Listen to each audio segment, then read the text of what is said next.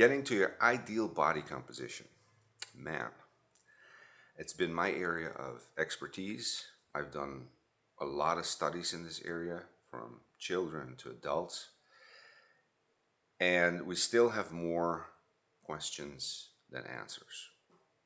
We have so many systems playing a role, our environment, all the way down to our genetics and everything in between, especially in between our ears. But today, I'm going to cut through the chase. I'm not going to go through pathways. I mean, I'm going to go a little bit, but I'm going to try to avoid as much as possible. We're going to go straight to the point. How do we do it? And I know, right? Some of you are saying, well, there's Ozempic, there's Munjaro. You're still going to need what I got here because you can't take it permanently. It is damaging. It has side effects. So when you get off it, you need to follow these rules. All right. And if you're not on it and you want to naturally get to, or at least close to your ideal body composition, and that means you're focused on losing some weight without losing muscle, actually gaining some muscle, then this is your episode. So thank you for joining. And if you're new here, welcome. Subscribe, ring the bell notification, help the channel grow. Send it to your friends because I know everyone needs this. Everyone in your life needs to hear this. Okay? So we're going to go through the biggest levers that move you towards your ideal body composition. Welcome to another episode.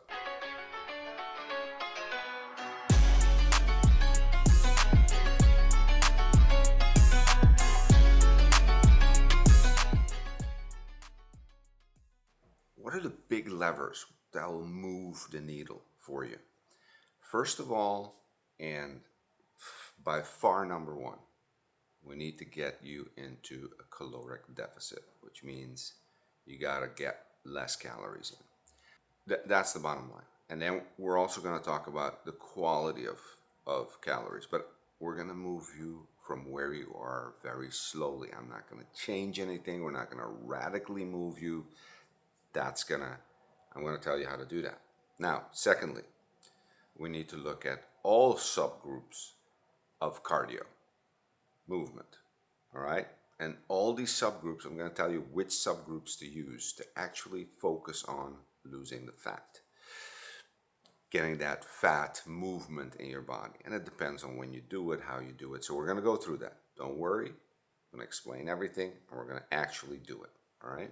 The next one is resistance training. Yeah, weight training. We're going to need you to weight train, okay? I need you to keep your muscle mass high. And your muscle is not only used for longevity and for the quality of life that you're going to have, but it also helps with metabolism. It also helps with fat loss. So those are the big ones. Those are the huge, those are the ones we're going to have to move. And there's three other mentions. Things that could really disturb this whole mission you're on. Number one, sleep. So we're going to have to clean up the sleep. Number two, stress. We're going to have to look at stress for a little bit. And number three, gut biome. Okay, so I kind of want to look at those also. So we got 6 there, 3 big movers, and then 3 that we need to look at that are not boycotting the whole thing. All right? Let's say we're getting started. I need you to get an idea of your body composition. So the best thing we'll do to get a Dexa Scan. If you don't have access to Dexa Scan, then anyway, calipers at the gym or, get to a physical therapist, someone that can do that, nutritionist, that can do either calipers or you can stand on one of these Tenyaka machines where you kind of do resistance. And then it kind of measures your body fat percentage and muscle percentage. And I want you to use the same method as we go along so that we can really monitor your progress. One, we need a starting point. So that's the starting point. Okay, so I need that. I need you to weigh yourself daily, but take an average of the week, and that's going to be the weight that counts. Okay, and so weekly, I need to see those numbers go down. Very little, a pound. We're not looking for big numbers, half a pound, but we're looking for it to move down I need you to focus on certain time frames that are critical. 3 weeks, 3 months, 6 months. And the reason is this. Usually at 3 weeks, we flip out, give up. We might have to readjust. Okay? So readjust, readjust, restart, readjust. 3 weeks is that point mentally. It's more a mental thing than a physical thing. 3 months is a good progress to look at where we're at, how close we're at, and then 6 months is our goal. Okay, because we want slow. We want our body to basically get used to this new homeostasis.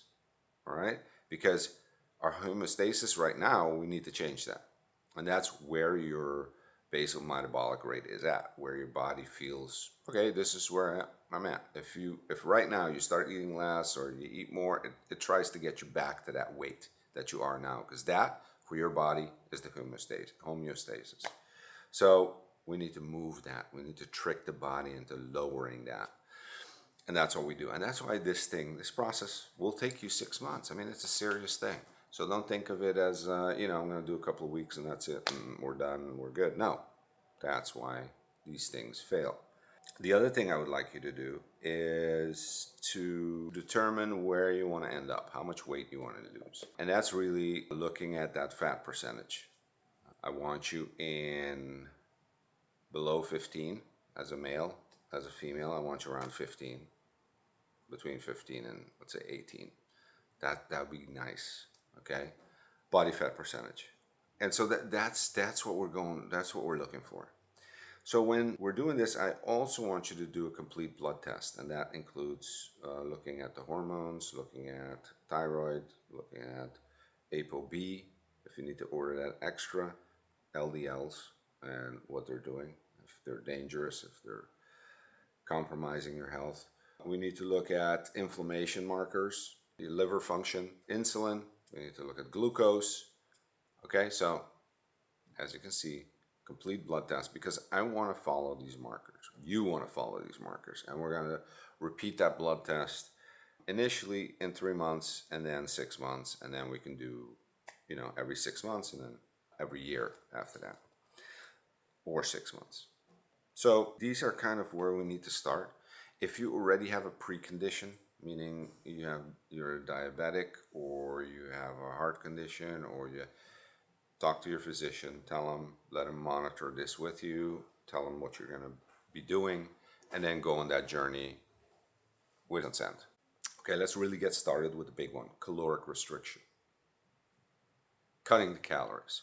Here is where I want you to look at the gut biome. Okay, so when we start this caloric restriction, one of the things I want you to do is for yourself also. Have you been on antibiotics in the last year? Are you taking NSAIDs? Are you taking any stuff? That means your gut biome is a wreck. Okay, so we're going to have to fix that, because the gut biome, without going into methodologies and everything and processes, your gut biome is critical in absorption, extracting nutrients that you need for your mood, for your heart, for everything. So if it's not in order, we got a problem. Okay, so we want a diverse gut biome, and we want a lot of it. How do we get there? Well, simple, without going through everything. I want you to do pre and probiotics for 3 weeks. Okay, and that means a company like Seed I use, phenomenal pre and probiotics. And then I want you to, during that time, also start eating more fermented foods, kimchi, sauerkraut. You can get a list online of fermented foods. And if you already have fermented foods in your diet, great. And then move into, and so you're doing this and keep eating some fermented food, drop it down after 4 weeks. And at around 5 weeks, you should be consuming more fiber, all right, to really keep that and feed the gut biome. So fiber is critical. And you're going to get that from legumes, vegetables especially. That's where I want to get your fiber from. If you need more fiber, you can go to a fiber supplement, but I'd rather you get it from your food. So let's clean that up. Let's clear that out so our system that we're working with, where we're dropping the calories, actually works with us and not against us. If you have any thyroid issues that came up in the blood test, okay? You might have to use thyroid armor or one of these things. I have a whole episode on that. I'm not going to go through it, but handle that if you need to handle that. Most people don't need it, but check it out. Okay, so this is the big way that you can control how much you eat. I'm not going to have you, if you like counting calories or if you want to do it, great. Count the calories, figure out where you're starting, and then figure out, to drop 250 calories, initially and see what that does. But we don't have to do that. I want you to either do two things. Either go towards intermittent fasting, if that's easy for you, meaning that you're doing a feeding window of 6 to 7 hours, and you're doing 2 meals and one, protein shake or something in the middle. Okay, so you have 3 times you feed within those 6 hours. After the 6 hours, you're drinking water, tea, coffee. That's it, no sugar. Now that's the way that I do it, because I don't have to think much and I keep my calorie intake down. In 6 hours, I'm not going to be able to do the damage that I can do all day. So for me, that's easy.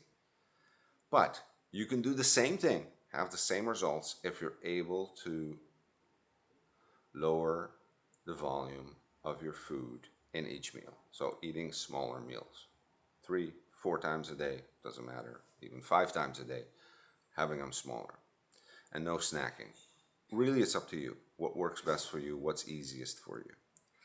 Your diet, if you have a diet or if you have an eating method, like, you prefer keto, you prefer, you're vegan, or you do the Mediterranean diet, or you name it. It's a list of diets. Do your thing. Do what's easiest for you to be able to accomplish this. All right? I'm just going to give you the rules around whatever you do. What's easiest for you. For now, I'd say do what you do what you're doing, and we're going to change some stuff and see I'm going to try to find the easiest, most painless way to basically get you there.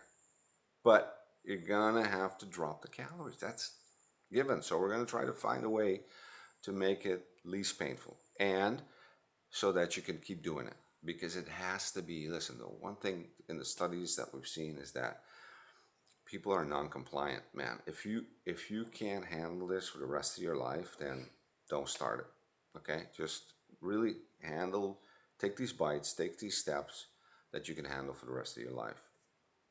That's the mindset. So, okay, so we got the meal things. Then we need to kind of look at our macros and say, okay, protein is king, right? So you need to up your protein. Where does your protein needs to be? Protein needs to be about 1.8 to 2 grams of protein per kilogram of ideal body weight. So look at your ideal body weight, calculate it. And then don't get freaky about it. Just kind of know that protein needs to be higher than it is now. All right? Guaranteed. And figure out how much higher. Like, get a real estimate on that. The other thing is your first meal, breakfast or lunch, if you're doing intermittent fasting, I eat at 12, that's my first meal, has to be high in protein. Specifically leucine. You need 2.5 grams of leucine to basically switch your body into anabolics, okay, from eating itself to building.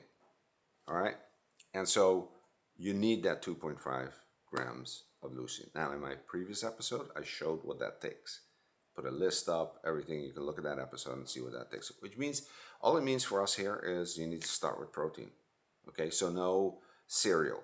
Oh, no fruit juices. Please, cut that. Done. It is not healthy. It is too much sugar, and it's like a freaking. It's just a no-go. Okay, so stop. I'm just when I'm thinking about breakfast. No breads, no, none of that stuff. So we really need to focus on vegetables. We need to focus on, you can have some blueberries. You can have high protein yogurts or Greek yogurt. There's a lot of stuff you can have. But you're going to need to change what you're doing now for your first meal or breakfast, needless to say. So that becomes critical. You need to incorporate some fats, especially the good fats, but also, the fats that we used to consider bad. We'll talk a bit about that, not too much. So we talked about high protein intake. Now, the other part of it is, okay, we need to lower the carb intake, but especially starches. So we need to eliminate simple sugars, which I just started talking about with fruit juice and sodas. And okay, if you're someone that drinks sodas, and it's gonna be like deal breaker. A deal breaker, what I mean is that you can't just stay off of it. You're gonna try to replace it. Your body. Then for now, do diet soda. Yes, I know. Horrible. I know. People are out there going, pitchforks are going up. Doesn't matter. I need you to have a success here. And our mission is not to be perfect, but to get you to your ideal body composition or close to it. So I'm looking at the bigger picture. So if you need to do that for now, do it. Okay, if that's gonna kind of satisfy you. The other things that I want you to eliminate is ultra processed foods. So we have simple sugars. Start eliminating starches. I mean, definitely don't start with a starch, which means, bread, rice, cereal, potatoes. No, don't start with it. If you need a potato, get a purple sweet potato. Put it at the end of your meal, kind of. But start with your protein, then go into the rest, or fat and protein. So, and why do we say that? Why is protein still a different? Now, calories are calories, right? When you count in calories, the number is the same because it's just an energetic number. What kind of energy is going into your body? But when it gets into your body, not all calories are equal. And this is the case with protein. So protein, it takes our body much more energy to break down protein and use it. So that energy is part of our energy balance. It's good because we're using a lot of energy. So we're getting a caloric push there, right? If we just eat fat, it doesn't take anything to break down. It goes straight to fat for us. But we need it. We need it for ourselves, so good fat is needed. That's why we want to do that in moderation. If we look at carbohydrates on the other hand, that's sugar, turns into sugar. So breads and especially the starches turn into sugar. I'm going to give you a glycemic index on the best of these starches that you can combine in, but really start dropping the starches, especially the breads we eat, everything like that. To get to this, ultra processed foods definitely gone. They will wreak havoc on your insulin levels, your insulin sensitivity, your glucose levels. I mean, on storage of fat. Listen, insulin goes up, you store fat. Simple as that. Okay, so we need to keep that insulin as low as possible, as steady as possible throughout the day. And by doing what I'm telling you to do, that's what we're aiming at. Okay, if you are pre-diabetic, if you have insulin insensitivity, or you have metabolic syndrome, then you need to really look at fats and incorporate them before you even eat protein, because they're going to give you the least peak. They're not going to peak in your insulin and your glucose. So that's where you want to focus on. But if you're not, then focus on the protein, keep the fats moderate. So the other thing I want you to do is focus on a little bit your brain. Okay, first of all, we need to be focused on our goals. We need to always know why we're doing this. We need to look at the bigger picture, our health picture, the picture of our family, our community, what we mean for them, and what this will mean for us and them. So that it means you're making it very important. Okay, and you can come back to that. And then I want you to, when you eat, anytime you eat, stop at 80%. 80% full is your stop. So the 80% rule is your thing. That's your jam. Okay? 80% full, stop. Because it takes about 15 minutes for your brain to register you're full. All right. And so at 80%, in 15 minutes, you will be completely full. I never, ever again want you to feel like you ate too much, like you bloated, like you're, oh my God, this was too much meal. Like what we do almost every day. That feeling needs to be gone. The feeling that I want with you is, I'm hungry. Yeah, that's a good feeling. I'm feeling like, and I ate, and I know I ate well, but I'm still kind of a little bit hungry. I could still, that's the feeling. Start getting used to that. That's where I want you at. That's the healthy feeling. That's like, okay, I'm healthy. I'm moving. I can move. I'm not putting myself in a coma anymore. Okay, so that's key. And weekly, when you're measuring, so you're measuring, you're weighing yourself, and you're looking at your weekly numbers, they need to keep going down. Small increments, but keep going down. If they stop going down, it means you've reached the plateau. It means you need to drop that calorie deficit even more. All right? Now, so I need you to play with that. I need you to remember that because it's going to happen. Your body is going to get to homeostasis. It's going to get like, okay, I can deal with this now. I know what he's doing, or I know what she's doing, and I can keep my weight with this. Now, drop it even more. All right? Increments. I need you to see that needle move weekly. All right? Doesn't matter how much. It needs to be a little. I don't want massive drops because that's really bad. I want to see small drops, half a pound, a pound, that range, a little more, doesn't matter. Okay, that's what I want to see. So let's start with, okay, actually, what are we going to do? How is our day is going to look like? And what are some of the tricks? This is the first trick I'm going to give you. In the morning, the first two tricks. In the morning when you wake up, if you're a coffee person, get your coffee, no sugar. I want you to put in there 1 tablespoon of like grass-fed butter or organic coconut oil and a small teaspoon or a little more of honey, raw honey. So those 2 ingredients. You can also add green tea extract and you can add cinnamon to boost it. So what this does is really gonna take advantage of that coffee, and in combination with what we're throwing in there, it's gonna boost your fat burning. Okay, so I want that. The second thing I want you doing is before your first meal, or listen to this, before your first meal, I want you walking 30 minutes in zone 2. That's it, 30-minute walk, zone 2. You wanna up that? Put on a weight jacket. But it's walking, it's zone 2. So not running, not jogging, not doing hits, none of that. Walking, brisk walking, same level, zone 2. Okay, this brings us to cardio.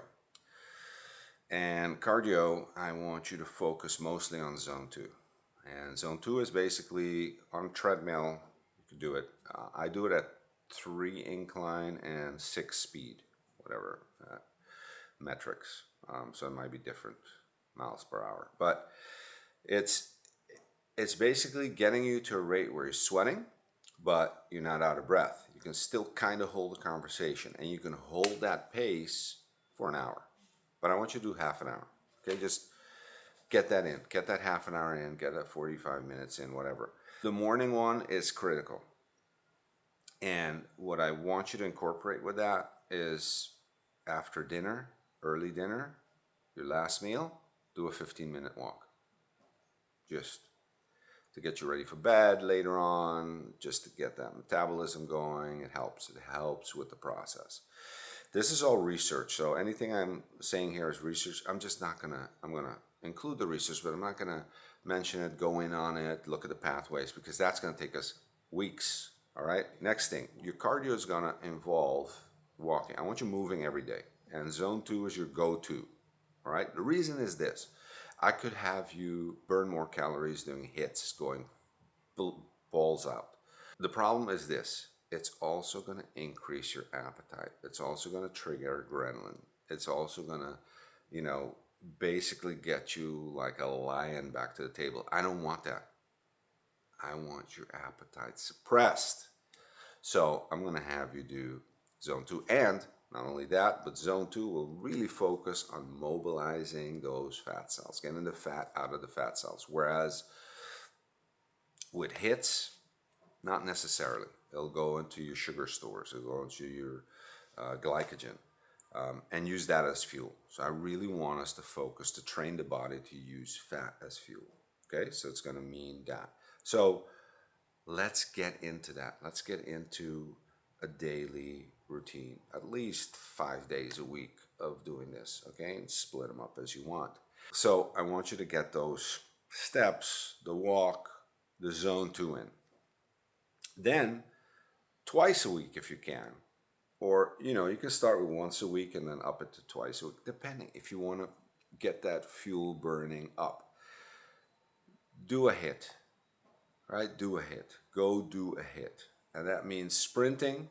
That means, you know, any of the hit exercises. You can find them online. You can get a coach. You can go to the gym, get it.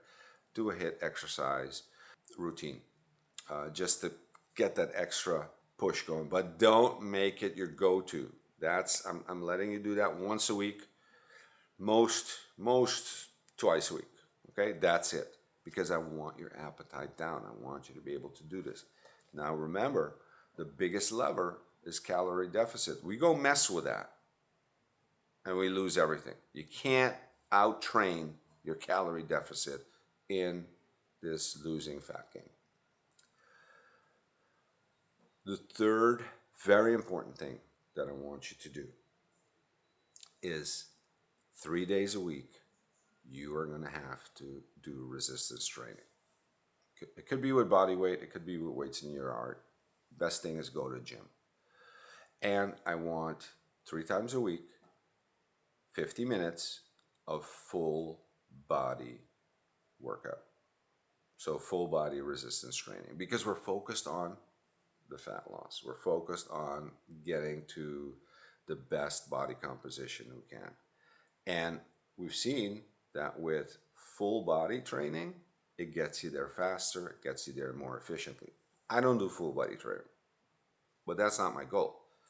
So that's what I'm saying. You to every goal, there's a specific way to do it, and there's a science backing this up. So I'm telling you, if that's your goal, if your goal is to really get to your optimum or close to your optimum body composition, which means muscle and fat, and you're in that process and need to lose fat, then this is the best way to do it. So 3 times a week, full body resistance training. All right. Now, you also have to start managing your sleep. And sleep is also correlated with stress. So you're going to have to manage your stress also. We talked about the gut biome. But in sleep, we need to really look at it. So I need you getting quality and quantity of sleep. I have a whole sleep episode you can go to. 7 hours of sleep. If you see that you're not getting that sleep, if your sleep is disturbed, if you are not feeling energetic in the morning, fix your sleep. Okay. You can take melatonin supplements, but there's other options also. I'm not a big fan of melatonin, but it works. It helps that process. The stress part, you need to figure out, okay, do I have acute stress? Then I'd use the psychological psi. I talked about it in my stress episode. Do I have middle stress, meaning I'm stressed with work, I'm stressed with family, I'm stressed with projects, I'm stressed with this? Then there's, you can do cold plunge. Not cold showers, real cold plunge, 11 minutes a week. There is a protocol. You can look into that. And then train yourself to be able to handle it much better. So we need to manage that stress. If you have long-term stress, that is explained or non-explained, but it's chronic. see someone, get help, because stress will throw off everything. It'll throw off your metabolism, it'll throw off your sleep, it'll throw off your gut biome, it'll throw off everything. It can throw off this whole plan. So let's get the stress under control. Let's manage the stress. Let's be able to up our game so the stress doesn't affect us anymore. So are we ready to start doing this? Get your goal 6 months. Like I said, get into a calorie deficit. Do your zone 2 cardio. Up it. The first way you up your zone 2 is by wearing a weighted vest. Get the 10 kilogram vest, rucking. Do that and keep doing the same. The difference is phenomenal, huge. Secondly, zone 4, sprints, hits, once, maximum twice a week to the mix, if you want to go to that next level. Then resistance training, 3 times a week, 50 minutes, full body. Get to the gym, do it. This is a must, okay? All these do 2 things. They help us move fat out of our fat cells. They help us, very important, keep appetite down. Weight training does it. Zone 2 does it. Everything I'm doing here does that, okay? Tricks of the trade. In the morning, coffee plus. Get that, grass-fed butter in there. Get honey in there. Get coconut oil in there. Not all together, but you can choose and pick. All right? Cinnamon. Get in there. So this starts. Then the walk. Timing. Timing of when we do the cardio. The walk before breakfast, before your first meal. Critical. If you got to wake up earlier, wake up earlier. You'll have a bigger day. You'll do more in your day. In that half hour, you can start structuring your day. Do it. Zone 2, half hour before your first meal. Your body is ready to burn fat. It's still catabolic. It's ready to burn fat. It's just gonna do it so much easier. So, take advantage of it. That's why we want to do that. Okay, so in our calorie deficit, what are the big ones? Eliminate simple sugars, especially the drinking ones. And that means alcohol too. Lower that. Do it once a week, whatever. Just where you're at. Lower that. Starches. Drop those. Ultra processed foods, drop them. Okay? Up your protein. Up your protein intake and make sure that you start with protein. Every meal, start with protein. Don't get a little piece of bread that they give you at the restaurant or wherever you're eating or at home and then start your meal. You just ruined your meal. Okay? You just caused an insulin spike. Boom. Done. Everything's going to fat. I mean, it's not that simple, but just, okay? For brevity purposes, look at that. So this is how we're going to do it. Let me know how it goes. Get on it. And really, this should make you feel good. The foods that I'm giving you to eat, the higher protein. Oh, protein shake in between. If you're doing intermittent fasting, make sure you get enough protein, at least 3 protein feeds. You're supposed to feel full, okay? You can have some of the fats. You're supposed to have that feeling of full, not feeling of like, oh, I need more food. No, this should be a pretty comfortable way to start losing weight. And that's where I want to keep it at. Because I want to make it easy for you. If I make it easy for you, you're going to be able to comply. We're going to be able to be consistent. We're going to be able to do this forever. If it's tough for you, change stuff. Play with stuff. Because you're not going to make it. All right? Now, yes, it's going to be a little hard. You're going to have to pay attention. But that's what it is. That's what it's going to take. Thank you. Until next time, we've got a lot of great episodes coming up. And let me know how this goes. Give me the feedback, on this. What were the main points? Where do you struggle with? If you have ideas, something I forgot, because I really try to condense it as much as I could to give you the information in one shot. All right? Thank you. Remember to subscribe, ring the bell notification, give me comments, send this to your friends. They can use it.